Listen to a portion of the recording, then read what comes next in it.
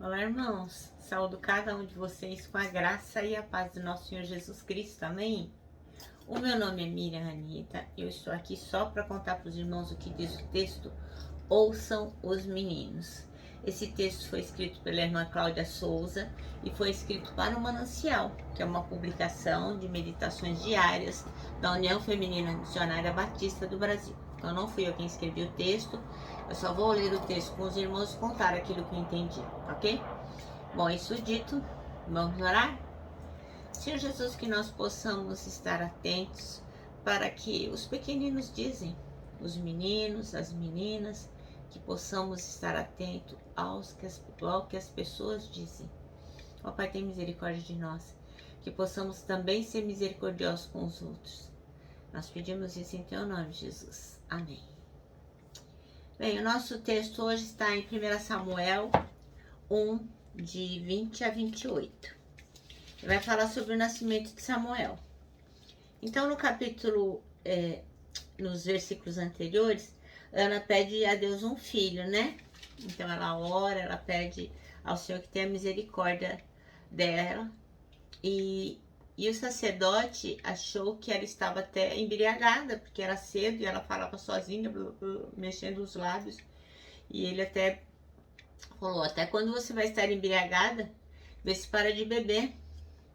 E ela falou, não, senhor, eu não estou bêbado. Eu não bebi nem vinho e nem cerveja. Estou desesperada e estava orando, contando a minha aflição ao Senhor. Não pense que eu sou uma mulher sem moral. Eu estava orando daquele jeito porque sou muito infeliz e sofredora. Aí o sacerdote ele disse que ela poderia ir embora, que ela fosse em paz, que o pedido dela seria concedido pelo Deus de Israel.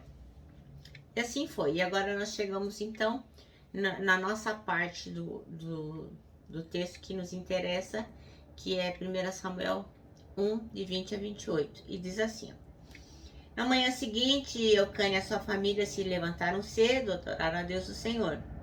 Aí voltaram para casa em Ramá.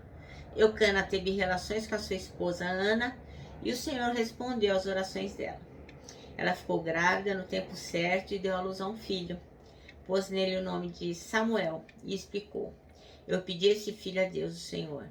Eucana e a sua família foram a Siló para oferecer ao Senhor o sacrifício anual e o sacrifício especial que ele havia prometido. Ana, porém, não foi. Ela disse ao marido, assim que o menino for desmamado, eu o levarei ao santuário de Deus, o Senhor, para que ele fique lá toda a sua vida.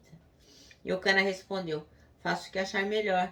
Fique em casa até que ele seja desmamado. E o Senhor faça com que de fato se cumpra a promessa que você fez. Então, Ana ficou em casa e amamentou o filho.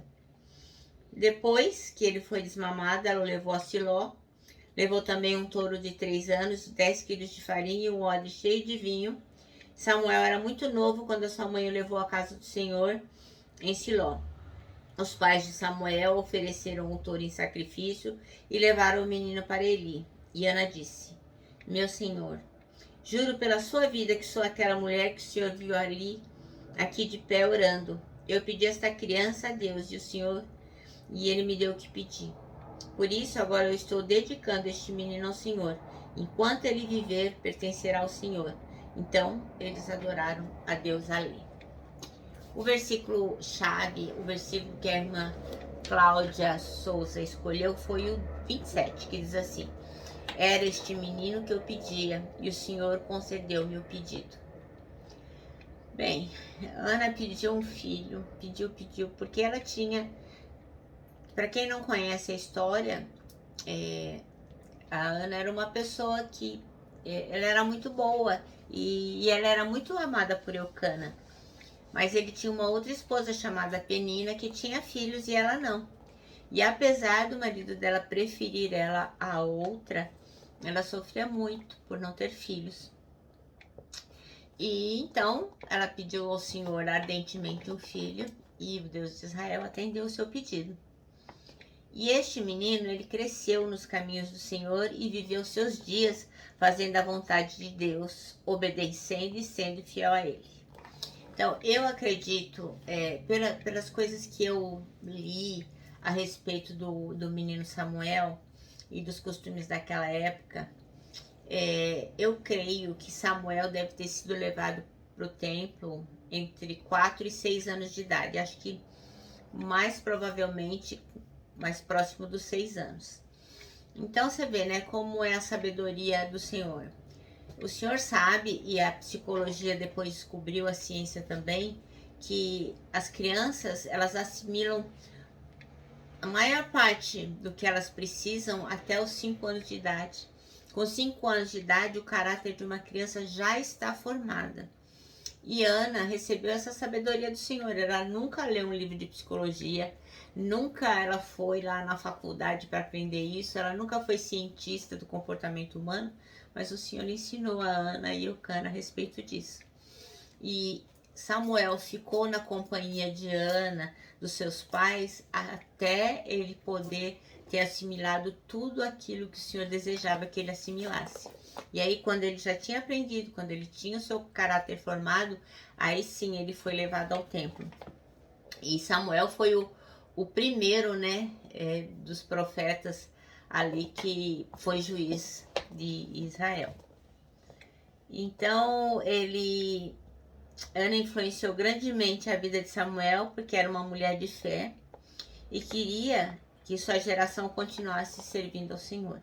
Então, a Ana tinha esse desejo, né?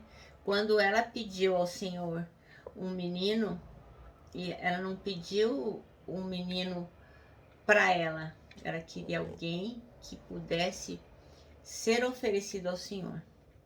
Então, quando a gente pede, o Senhor precisava de um profeta e Ana precisava de um filho. Quando a gente pede as coisas alinhadas com a vontade do Senhor, Ele nos atende. Então aí Samuel veio para preencher a necessidade que o Senhor tinha de um profeta como ele.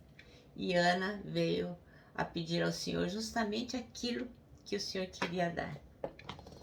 Então, quando a gente faz do nosso lar, da nossa casa, um lugar de adoração a Deus, os nossos filhos aprenderão e terão o caminho gravado em seus corações. Eu fico imaginando, eu na minha maluquice aqui, né? Eu fico imaginando assim, a hora do almoço na casa de Ana e de Eucana, né? Imagina eles vindo da escola dominical e aí, na hora do almoço, a Ana coloca a comida e tal, aí eles começam, você viu, pastor? Você viu que ele pregou? Não tem nada a ver, você viu a roupa daquela irmã? Nossa, como é chata. Então, Samuel, se ele vivesse nesse ambiente, o que ele teria aprendido? Porque muitas vezes nós vamos na igreja, mas nós não temos comportamento cristão. Então, tudo que a gente aprende na igreja, na escola dominical, no sermão, a gente destrói, às vezes, numa refeição. Na hora que nós estamos sentados à mesa e começamos a falar mal do pastor, falar mal dos irmãos, de como a igreja está sendo conduzida, das coisas que a gente acha e não sabe, né? Então eu fico imaginando que a mesa onde Samuel almoçava devia ser também uma mesa santa, né? Onde Ana, Eucana e todos ali falavam das coisas do Senhor, das coisas que eles tinham que aprender, então era tudo conectado, né? Era uma família comum, como todas as famílias daquela época.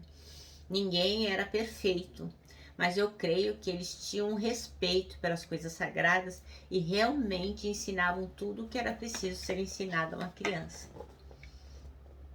Então, quando a gente faz o nosso lar um lugar de adoração a Deus, os nossos filhos aprendem sim aquilo, e fica gravado no coração deles. Então, é importante que os nossos filhos estejam seguros de que viver na presença de Deus vai livrá-los deles mesmos e do mal que o mundo, a carne, o diabo, todas as coisas ruins se apresentam diariamente para eles. Então, eles a cada dia vão aprendendo essas coisas e o ideal é que eles aprendam conosco. Então, a nossa vida espiritual tem que ter a ver com a nossa vida relacional, a nossa vida aqui no mundo, né? A gente não pode ser um na igreja, o domingueiro na igreja e outra pessoa em casa.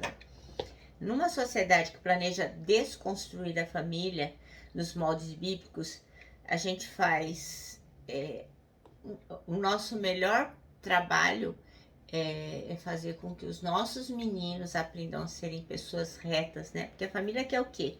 Que os nossos filhos sejam reprovados do ponto de vista bíblico, né? Que eles acham assim que, ai, que bobagem, imagina ficar ensinando essas coisas. Enfim, o mundo acha loucura as coisas que nós ensinamos para os nossos filhos, né? Mas é isso que nós temos que ensinar, porque nós temos que ensinar que o Senhor que nos governa, Ele que nos ensina, nos orienta, e não satisfazer os desejos da carne. Essa urgência não deve ser atendida. Então é importante e necessário dizer para os nossos meninos que assim como Deus fez de Samuel um grande servo, Ele mesmo há de fazer de todos os meninos que se voltam para Ele homens irrepreensíveis diante de uma sociedade que está cada vez mais longe de Deus. Então os nossos meninos vão se transformar em homens. A maioria dos irmãos aqui que me escuta já devem ter homens na família. E certamente nós vemos os nossos filhos, os nossos netos, nos nossos sobrinhos, a imagem, o espelho daquilo que nós ensinamos para eles, né? E muitas vezes, a maioria do tempo, é mais importante o nosso exemplo do que as coisas que nós falamos. Então, o que a irmã Cláudia Souza conclama a gente a fazer? Ouçam os meninos, vejam o que os meninos têm para dizer. Porque assim, às vezes os meninos vêm com demandas, vêm fazer perguntas e a gente não tem tempo, tá muito ocupado, tá cheio de coisas para fazer e não presta atenção nos meninos. Então ela tá dizendo aqui nesse texto, ouçam os meninos, conversem com eles, ouçam também as suas dúvidas, as suas expectativas, os seus temores, as coisas que eles têm medo, as alegrias, as decepções. Às vezes parece uma bobagem, uma coisa que o menino vai contar, né? Mas ela está dizendo aqui, olha, ouçam os meninos. Para quê? Para que ele também possa ouvir o que você tem para dizer. Porque o relacionamento é mão dupla. Se eu não te escuto, você também não vai me escutar. Os meninos são fortemente tentados e precisam da ajuda do alto. Especialmente os meninos, né? Porque as pessoas no mundo acham que menino tem que namorar todas as meninas. Como diz o ditado, eu prenda as suas cabritas que eu vou soltar o meu bode. Né? Acha que tem que ser macho, é isso, é sair por aí. Como eu digo sempre para os irmãos, eu atendo adolescentes, eles acham que muito legal ir pro baile funk, as meninas lá todas se oferecendo no baile funk, eles acham que tem que sair com todas e tá tudo certo. Isso aí é exigido deles, né? Quando eles não abusam de um monte de meninas, eles são tidos como fracos. Então, eles são muito tentados mesmo em vários aspectos. E nós temos que ouvi-los. Se você for uma voz amiga e abençoadora para os meninos dessa geração, você vai ver que ela vai se transformar. Então, o que a nossa irmã Cláudia está dizendo? Olha, você pode ser essa voz que abençoa. Você pode ser essa voz amiga. Então, se você pode, que você realmente seja. Né? Que você tenha esse tempo para ouvir o que os meninos, o que os moços, o que os rapazes têm a dizer, para que de forma que, na medida que haja um relacionamento, você também possa conduzi-los, assim como Samuel foi conduzido. Amém? Bem, o nosso manancial termina assim, Deus fez de Samuel um grande servo. Você pode ser um instrumento para que o Senhor faça grandes servos nessa geração. E assim, acho que não importa a idade que a gente tenha, né? A gente sempre pode estar ouvindo um menino. Eu me despeço aqui com o meu abraço fraternal, com o meu abraço diário de ursa. Lembrando que em 2021, ninguém solta a mão de ninguém. Lógico, né? Com a nossa palavra de ordem que é saudades.